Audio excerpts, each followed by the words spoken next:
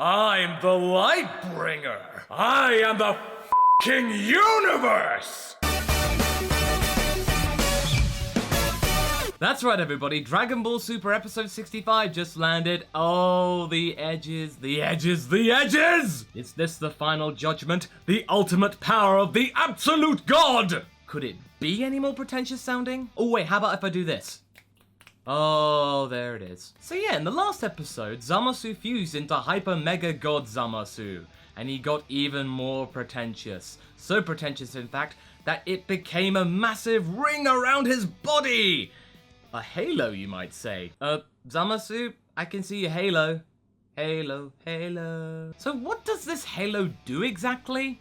Well, it kind of looks like it acts like a barrier, as well as just make Zamasu even more arrogant. That, and it shoots pink energy beams that can easily be deflected by generic Ki Blast number 73, this time in blue. Fortunately, Bulma remembers to put the garage away as she, Mai, and Trunks escape the scene, as Zamasu unleashes the Blades of Judgment! Now brace yourself, people. These attack names are about to get a whole lot edgier. I'd be worried if I were you, especially that guy.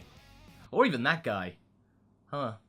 Yeah, they're boned. Surprisingly, Yajirobe is the one that actually checks if the coast is clear, albeit a little reluctantly. I gotta say, this version of Yajirobe is a lot braver than our one. But yeah, you guys should really be getting out of there because that Zamasu, he don't like you ningens. And why is it in anime that it's always the kids that talk the most sense? He talks about how gods wouldn't devastate cities like that. If I were him, I'd just throw a metaphysical dilemma at Zamasu and it would just destroy his brain. Whilst this has been going on, Goku and Vegeta have had their asses whooped, but it's that kind of ass whooping off screen that implies that it didn't really do that much damage, really. It's just there for dramatic effect. But what annoys me here is that Goasu, Supreme Kai, Goku, and Vegeta are talking about fusing and two powers and combined for the best part of a minute. It's as if Goku and Vegeta never fused before. Man, these characters are dumb sometimes. Vegeta outright says, "Oh, I don't know." I expected that from Goku, Vegeta, but not you. And to top it all off, Bulma interjects about saying that Zamasu's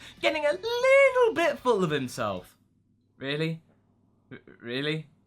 You're really saying that now, Bulma? And it seems like Trunks can't take this obviousness anymore as he takes the last of the senzu beads from Mai and goes to join in the fight. "Listen to me," says Zamasu. "No. I am the sun that shines on this world." "No, you're a pimple on the rear of the universe, just waiting to be popped, I swear." "I, Zamasu, am the knowledge of the universe, the lore of the universe, the power of the universe, and I just want a hug!" Thankfully, Vegeta and Goku stop this prattle by shooting more energy blasts at him, and Vegeta going oddly stiff for some reason.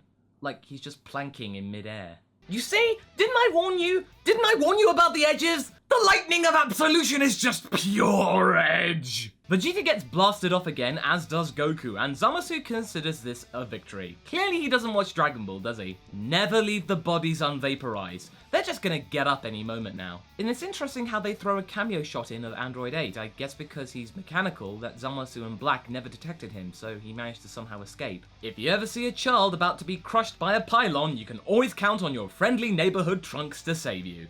What did I tell you? They got up. Zamasu, you're just so stupid. But the main difference between him and them is that the Saiyans have pluck. And it's said pluck that carries the Saiyans through the lightning of absinthe or whatever and almost get a hit on Zamasu. But, of course, this is way too early towards the end game for it to end now. Zamasu sure goes on about touching people a lot. Did you notice that? Sounds creepy. Okay, Zamasu. You want your name to be etched in history, do you? Well, if there are no mortals around to create history, you know, then there won't be one! In comes Trunks with the senzu! Oh, not quite yet. He's got to fight himself, obviously, because he's Trunks, he's got to fight, he's the son of Vegeta. He just has to go in there and show how relevant his sword is, because that boy sure loves his swords. Shame it didn't go much further than that. You really should have just stuck with the senzu plan, man.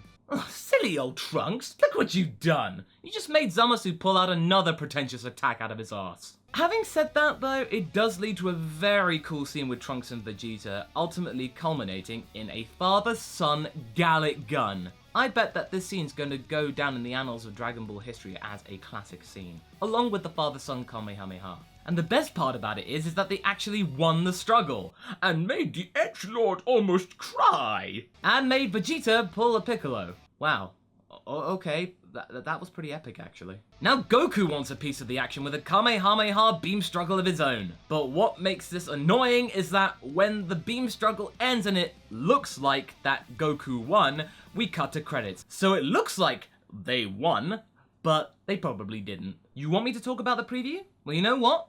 No, I'm not going to. I believe that we should leave the nitty-gritty of that episode to next week, so we're gonna wait until then to talk about it, right?